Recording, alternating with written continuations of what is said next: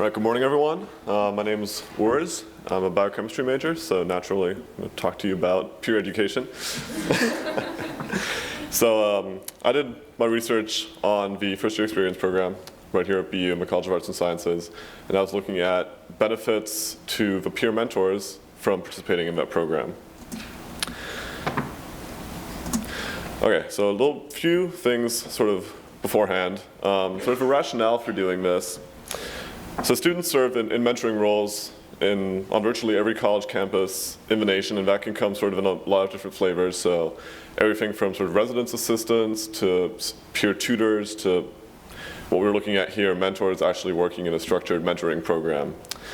And there's a lot of studies that have been done that sort of very clearly show that the student mentees, the people who are being helped, benefit from being in mentoring programs, which is sort of what you would expect, because otherwise there wouldn't be a ton of point to doing those programs. But there's actually not that much information out there on benefits to the mentors. And I think anyone that's ever sort of been in a mentoring relationship knows that it's very much a two-way process, and sort of both people learn and grow from that relationship. So I was really interested in looking at the mentors and how they benefit from being in a mentoring relationship. So the model I used, as I sort of said, was a first-year experience program, which was started off in 2011, so it's a fairly young program, which I've had the pleasure of working with sort of since the very beginning. And it's through the Office of Student Programs and Leadership in the College of Arts and Sciences. It's offered to incoming freshmen in CAS, and it sort of has a couple of components. So FY 101 is a one-credit class that meets once a week. It's co-taught by a student mentor and a BU staff instructor. And it's for freshmen. It happens during the fall semester, and it's really designed to introduce the freshmen to university resources and also sort of things around Boston and those sorts of things. Now, the second component of the program is ED 245, which is a 2-credit class taught by Steve Jarvie, who's the Associate Dean of Student Affairs, I believe, and works with the Student Programs Leadership Office. And that class is a 2-credit class, again, meets once a week, and it's for the mentors, and it's designed to sort of provide them with knowledge of university resources and mentoring theory and some sort of training about empathy and communication and listening and those sorts of things that are useful in a mentoring relationship. Okay, so a little bit about how this study was set up. So there's a couple of distinct phases. So the first phase was sort of designing the study, and this was a pretty steep learning curve for a biochemistry major coming into peer counseling and sort of trying to figure out how stuff works. So the basic setup of the study was a pre and post completion survey setup, administered online. It was pretty much the same survey both times, just to sort of see changes in attitude towards certain things. And one of the first things I had to learn is that I actually had to go read the literature and find sort of established, tried and tested survey instruments that I could use. And then sort of put that all together and got IRB approval for the study, which I'm sure quite a few people here did, and it's a lovely process. It's very user-friendly. The pre-completion survey was actually administered in September, just before the start of the fall semester, and the post-completion survey then sort of in December, right at the end. Then I did the data analysis in the spring. For the data analysis, I took the 2 sort of survey response sets. I averaged the responses to each question. So the responses were on the Likert scale. So if you ever filled out a survey, rate things from sort of 1 to 5. Sort of I'm very confident in doing this to really not so confident in my ability to do this.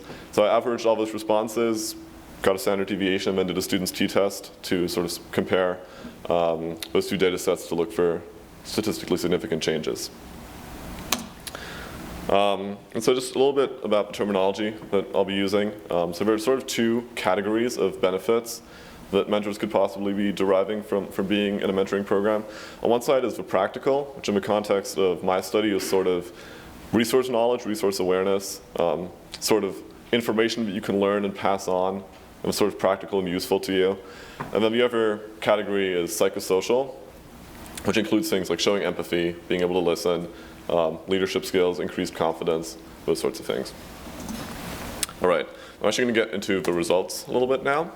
And I sort of divided it up by areas. So to start with leadership, one big component of FYE is that each mentor is required to choose a topic that they think is relevant to first-year students, and then they independently design a lesson plan to teach about that topic for an hour in their FY 101 class.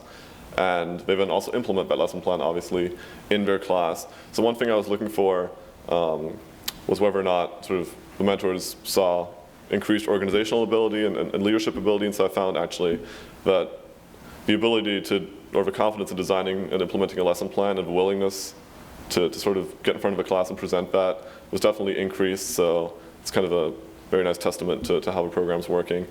And then another thing, sort of looking more broadly, what I was looking for is, are mentors, after going through sort of their mentoring experience, more likely to, or more willing to apply for other leadership positions? Because FYE only lets mentors participate for 1 year, and then sort of the idea is they go out onto the campus and do other things, residence assistants, lead for student clubs, organizations, those sorts of things. So it's actually really interesting that there's a significant increase in the willingness to also apply for more leadership positions and sort of take the experiences they had elsewhere. And that was also sort of echoed on the post-completion survey. There was a free response section where mentors could sort of leave some comments about their experience. And one of the things they said was that routinely came up was they wanted to apply for more leadership positions, sort of take their experience. Another thing, more practically oriented, was the issue of resource awareness. And so I actually looked at more than 20 different university resources, and I saw increased awareness in those resources dealing with career advice, academic struggle, sexual assault, and alcohol and drug-related issues. And the reason that's particularly interesting is because those 4 resources are expressly presented at ED 245. So that sort of shows a direct connection between things that are presented in the 2-credit class to the mentors, and then sort of things that directly sort of translate to something they're able to do better or deal with better. And one could sort of take that and extrapolate and say, they could also take the skills like empathy and listening that are presented in the class and better apply those when mentoring. And also, again, the findings from the survey were sort of echoed in the comments as well. Confidence. So confidence was actually a very interesting one. So when I looked at the survey responses, I actually didn't see any increases in, or any significant increases in any of the sort of responses to questions related to confidence, although there was this uncanny consistent increase that just wasn't enough to be significant in every question related to confidence. That was a little bit frustrating when I was doing the data analysis. Like, come on, be significant, but no. But what actually came out in the comments was that maybe we were looking for not exactly the right kind of confidence, because the questions I was using were geared more towards sort of getting up in front of people and feeling better about that and that sort of confidence. But what the responses on the post-completion survey showed is that it was maybe more of a sort of self-esteem, self-awareness type of effect, where a lot of the mentors, as you can see here, sort of reported that FY 101 mentorship allowed me to step outside of myself and peer inward. I'm definitely better balanced and have a greater drive to do constructive things. Or I knew I liked helping people, and actually getting the chance to mentor gave me the confirmation that I could do it well, and that sort of kickstarted a new set of skills that I now have the confidence to use. So that's actually really interesting and might inform sort of future directions for this kind of thing, but maybe the confidence effect is really more of a self-awareness effect and increased self-esteem, and less of sort of get in front of people and be comfortable with that sort of effect. A little bit more about that. Here's just some more quotes that illustrate that. It was really a very prevalent sort of thing that came out of the comments as I was reading. Knowing yourself better and growing as an individual, which I think, again, people that have been in mentoring relationships know that that's sort of one thing that comes out of it. You grow yourself, you learn a little bit about yourself, and that kind of growth is definitely there. Okay, communication. For communication, I looked at a couple of different things. I looked at the way mentors were communicating with their co-instructor, who was a staff member, the way they were communicating amongst themselves, and the way that they were communicating with their mentees, obviously. And in terms of the staff instructors, mentors actually reported that they sort of interacted less with their staff instructor than they had assumed at the start of the program, and they also felt less comfortable asking their co-instructor for advice, which sort of at face value might appear like they didn't really have the greatest experience with their staff instructor, but I think this might actually be a testament to sort of the increased leadership ability and increased sort of confidence, that they actually found that they didn't have to rely on their co-instructor as much. So that would sort of be a consistent interpretation. And on the other hand, what was really interesting is that they had significant attitude changes in the way they sort of viewed the other mentors. They actually found the other mentors to be more likable than they expected. They found them to be more diverse, sort of ethnically and in terms of background, but more homogenous in terms of values and opinions. So that sort of points to an interesting effect, and this has sort of come out of some previous work as well, that groups of student mentors in these structured programs tend to have very diverse backgrounds, but actually tend to be very homogenous in terms of values and opinions, and it's interesting that that came out here too.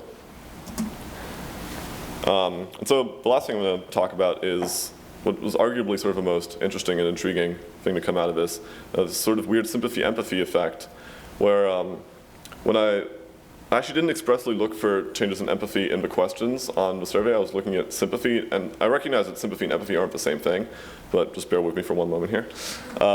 So on the survey, there was actually sort of a decrease in the perceived ability to appropriately show sympathy, which is sort of intriguing and sort of concerning because that's not what you want to come out of this sort of experience.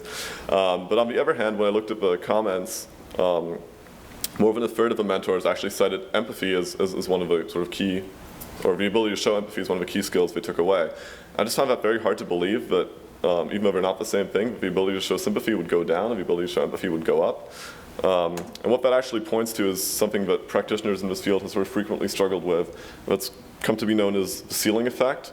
So the ceiling effect refers to a scenario where survey participants respond to a pre-completion survey in a way that the mean ratings are so close to the maximum that statistically significant increase is actually impossible. And so in the context of this study, what happened was, when I actually looked at the data, every single respondent on a pre-completion survey gave themselves the highest possible score for ability to show sympathy. So there's actually no possible way that value could go up. And while clearly some people ranked themselves lower at the end, which definitely speaks to the fact that some people might have had a reality check and sort of realized they're not quite as great at showing sympathy as they thought they were, I do believe that since more than a third of people sort of reported an increase in the comments, that if they'd had the opportunity to rate themselves higher, they probably would have.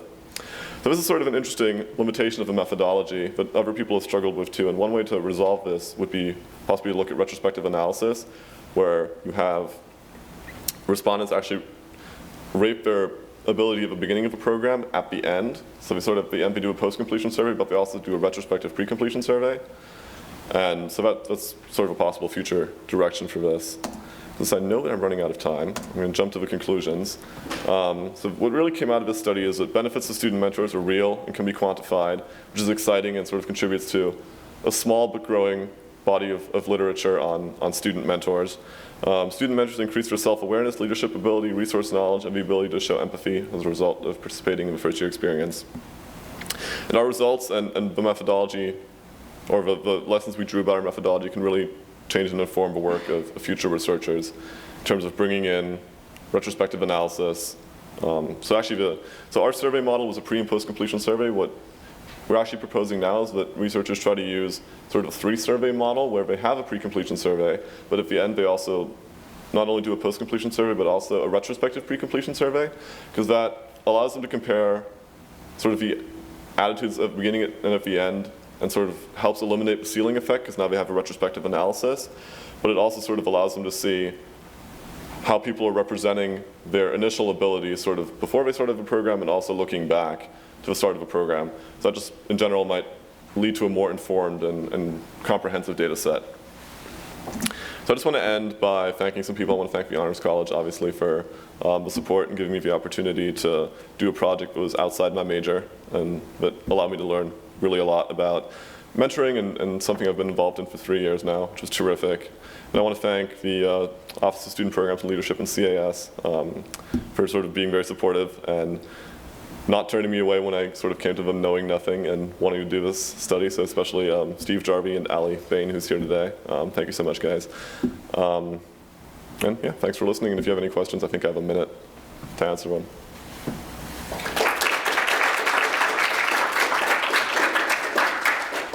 Alex?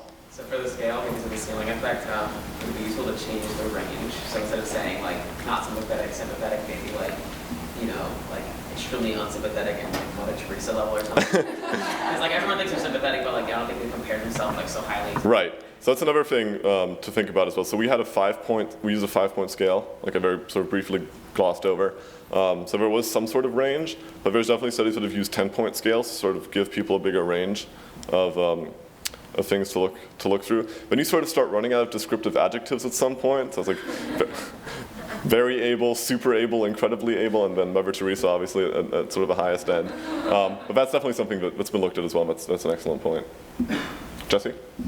If you go to the three-survey model or some other sort of model to measure these things, would you consider more complex analysis than just t-test like an ANOVA or like a more complex statistical analysis to match your increase in Right. survey strength? Yeah, definitely. And I did sort of think about that for this study too, and if I had some minions to do that for me, that likely would have happened.